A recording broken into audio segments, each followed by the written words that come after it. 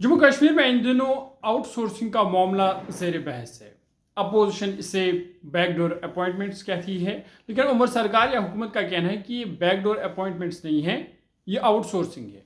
यानी जम्मू कश्मीर के बाहर के लोगों को जम्मू कश्मीर में रोज़गार फराहम करना, जिसे हम आउटसोर्सिंग कहते हैं।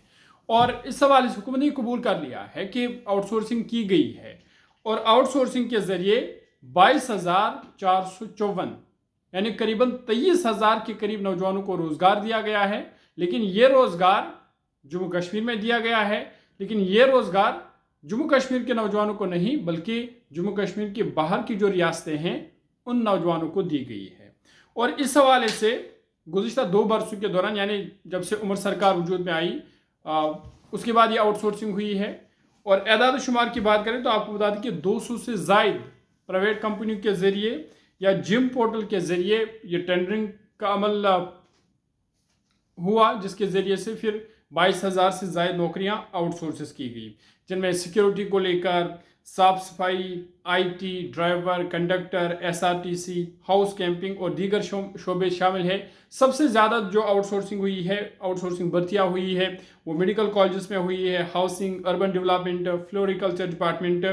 कुल मिलाकर हर एक डिपार्टमेंट है जिसमें ये आउटसोर्सिंग के ज़रिए से भर्ती हुई है। और इसको लेकर के बीजेपी, पीडीपी जो अपोजिशन पार्टी है वो लगातार नेशनल कॉन्फ्रेंस पर इल्ज़ाम लगा रही है कि ये आउटसोर्सिंग नहीं है, ये बैकडोर अपॉइंटमेंट्स है, यानी अपने रिश्तेदारों को नौकरियां फराहम की गई है।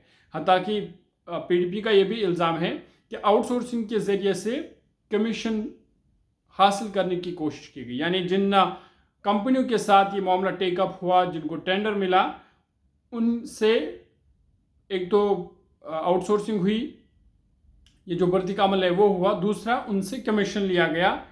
ये इस तरह के इल्ज़ाम लगातार लगाए जा रहे हैं। अगर मैं डिपार्टमेंट्स वाइज की बात करूं तो आपको बता दें कि सबसे ज़्यादा 6,518 मुलाजमतें हैं श्रीनगर और जम्मू की गवर्नमेंट मेडिकल कॉलेजेस और महकमे सेहत में ये आउटसोर्सिंग भर्ती हुई है। इसके अलावा हाउसिंग एंड अर्बन डेवलपमेंट महकमे में 2005, फ्लोरिकल्चर महकमे में 3,350, महकमे ज़राअत यानी एग्रीकल्चर जिसे आप कहते हैं 1,126, सोशल वेलफेयर डिपार्टमेंट में 1,198, सरकारी अस्पतालों में आउटसोर्सिंग जिम पोर्टल के ज़रिए टेंडरिंग के ज़रिए की गई।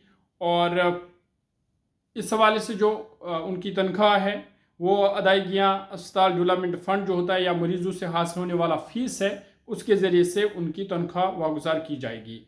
ये जो मुआहिदा या एग्रीमेंट होता है ये आमतौर पर 1 साल के लिए होता है, लेकिन शराइत के मुताबिक 3 साल या इससे ज़्यादा भी फिर इसे ज़रूरत के हिसाब से इस माहिदे को बढ़ाया जा सकता है।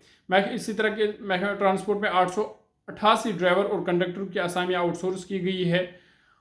लेकिन हुकूमत का ये मौक़िफ़ है कि ये आउटसोर्सिंग आज का मामला नहीं है, बल्कि जब पीडीपी बीजेपी गवर्नमेंट थी या लेफ्टिनेंट गवर्नर एलजी राज यहाँ पर था, उस वक्त भी ये आउटसोर्सिंग का अमल लाया गया है। लेकिन एक बड़ा सवाल और अहम सवाल ये है कि चलिए हुकूमत की ज़रूरत है कि उन्हें आउटसोर्सिंग करनी है, लेकिन क्या ऐसा नहीं हो सकता था कि जो जम्मू कश्मीर की प्राइवेट कंपनियां हैं जो भर्तियां करती है, प्राइवेट रोज़गार देते हैं, क्या उनके ज़रिए से अमल नहीं उनके ज़रिए से भर्ती अमल में नहीं लाई जाती?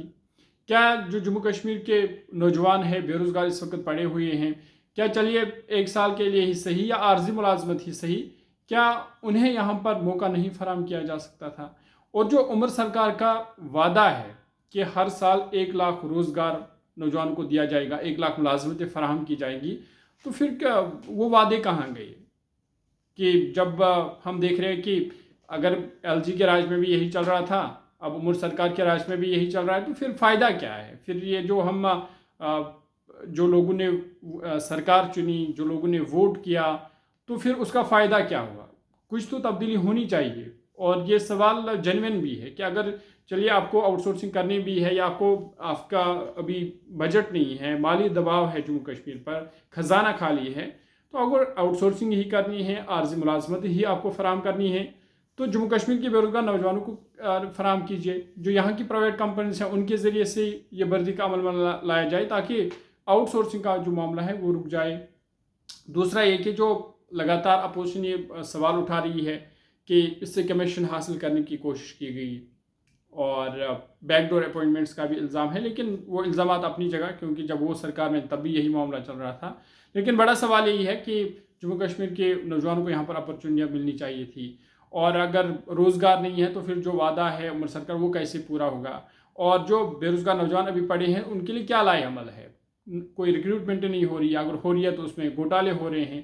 تو یہ سوالات ہیں جو ہر کوئی اس وقت اٹھا رہا ہے، خاص کر ہر کسی جموں کشمیر کے نوجوان کے ذہن میں ہے جو جس کے پاس ڈگری ہے لیکن بیکار ہے، بے روزگار ہے. وہ سوال یہ پوچھ رہا ہے کہ اس کے ساتھ جو وعدے کیے گئے تھے ان کا کیا ہوا. لیکن امید کریں گے کہ حکومت یہ معاملہ حل کرے اور جو اپنا وعدہ تھا 1 لاکھ روزگار کا اسے پورا کرے، اور آؤٹ سورسنگ یا عرض ملازمت ہی اگر فراہم کیا تو سب سے پہلی ترجیح جموں کشمیر کے نوجوانوں کو ملنی چاہیے، تاکہ جموں کشمیر میں جو بے روزگاری بڑھ رہی ہے اس کا خاتمہ ہو، بے روزگاری کم ہو، اور جموں کشمیر کے نوجوانوں کو یہاں پر موقع فراہم ہو سکے، ان کو موقع فراہم کیا جا سکے، چاہے عارض ملازمت ہی صحیح، کم تنخواہ ہی صحیح، لیکن جموں کشمیر کے نوجوانوں کو موقع ملنا چاہیے.